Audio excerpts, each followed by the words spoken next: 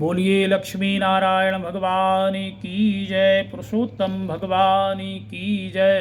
पुरुषोत्तम मास 17वां अध्याय। एक दिन उनका बालक सुदेव अपने मित्रों सहित बावड़ी में स्नान करने को गया और अपने मित्रों सहित जल में प्रवेश करके वह बालक नहाने लगा और जल में डूब करके मर गया, क्योंकि पहले ही देवल ऋषि जी ने बताया थी कि ये बालक मात्र 12 वर्ष के लिए है और 12 वर्ष के भीतर ही जल में डूब करके ये भगवत धाम को चला जाएगा। तब उसको जल में बाहर ना आता देख उसके साथी हाहाकार करते हुए भागे।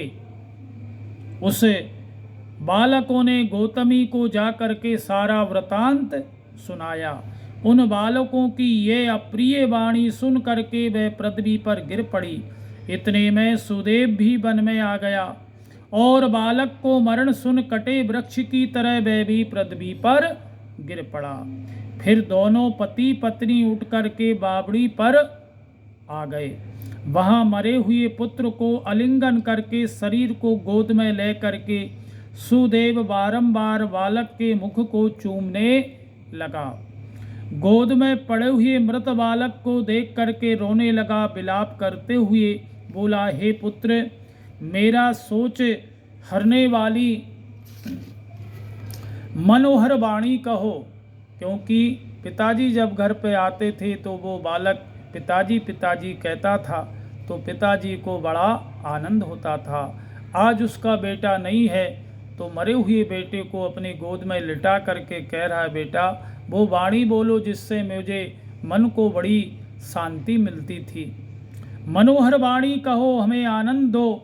तुम अपने वृद्ध माता पिता को छोड़ करके जाने योग्य नहीं हो। हे वत्स, तुम्हारा श्रेष्ठ मित्र तुम्हें पढ़ने को बुला रहा है। तुम्हारे मित्र तुम्हें खेल कूदने के लिए पुकार रहे हैं। तुम इस समय कैसे सो रहे हो? मैं तुम्हारे बिना नहीं जी पाऊंगा,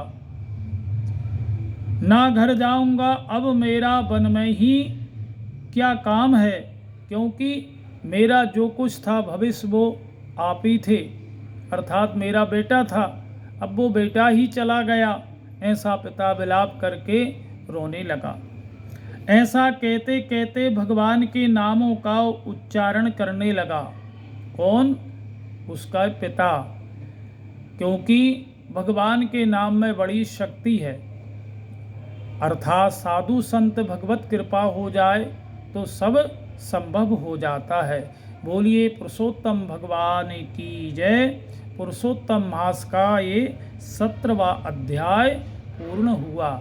आप हमारे चैनल को सब्सक्राइब करें, अपने प्रियजनों को शेयर करें। जय श्री राधे।